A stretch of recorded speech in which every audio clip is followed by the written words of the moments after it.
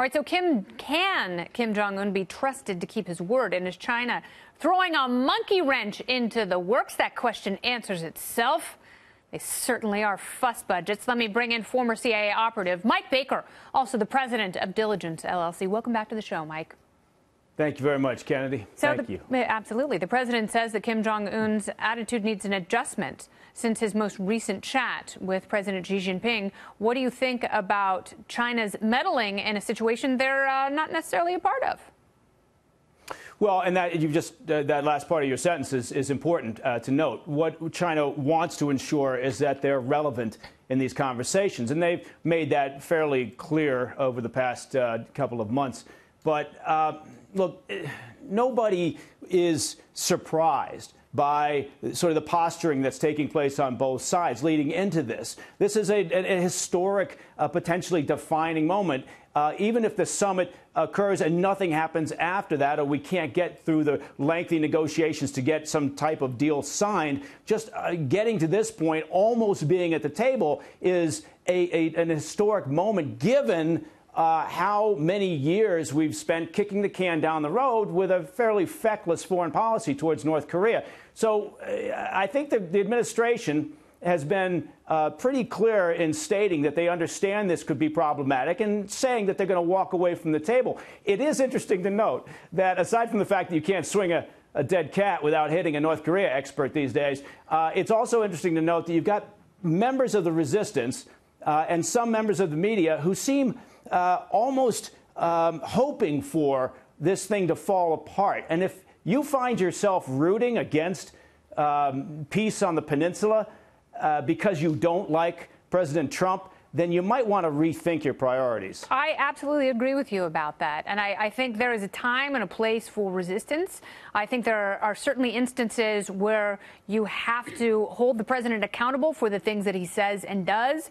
But here, I think, this is an area where we have to be as supportive as possible because a peaceful ending to this situation is critical. It's paramount. Now, what's interesting and something that you have pointed out is obviously, there are issues with the Iran deal.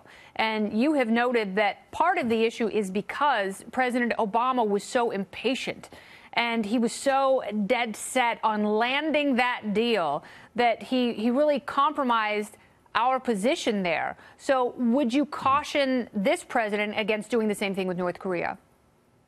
Right. And again, they've been very clear in saying over the past many weeks that they'd be willing to get up from the table and walk away. But what they have to be careful about is you get closer and closer to that potential meeting on the 12th of June. You have to be careful that you feel so invested in this now and you're so keen to get this going. But you have to step back, take a breath, and understand that, look, as you said, the previous administration, the Obama administration, they had their knickers in such a twist over the desire to get a deal, any deal, that they were willing to overlook the problems with the deal, and they were willing to accept all the requests and concessions and demands that the Iranian regime put into that deal. And so, and again, with anything that takes place in this world of weapons agreements, whether you're talking about conventional weapons, nuclear weapons, biological or chemical weapons, really, at the end of the day, what matters more than anything else is verification. Trust but verify.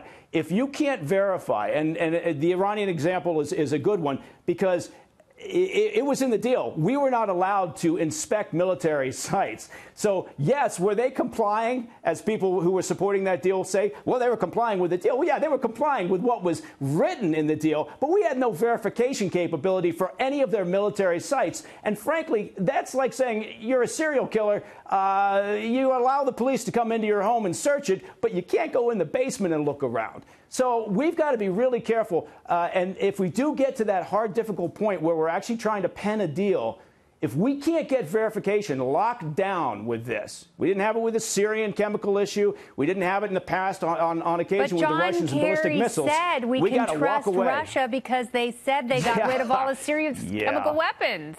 And he also said that we're fine in Iran because he read the deal and it's super solid. And they have no desire to manufacture any fissile material or use those materials to make big blow-up bombs. That was their investment. They were so keen, as you pointed out, so keen to get that deal. So we have to be careful. The Trump administration has to be able to say, no, we're not going to sit down if what it appears to be is that the North Koreans are making demands and concessions that we can't accept. Don't even sit at the table, much less walk away. Just don't sit down at that point. Everybody understands this is an incredibly complex issue between us, North Korea, South Korea, China, Japan. But this, again, it's worth pursuing. And as you pointed out, everybody, regardless of your political position, should be willing to root for peace on the peninsula or an effort to get there. Pretend the U.S. is actually in the World Cup. It's like that. Everyone wants Team USA to win. Mike Baker, thank you so much. What World Cup is what? That's soccer? All right, dear. All right, very good. Come on, man. It's a beautiful game. And you're a lovely person, so thanks again.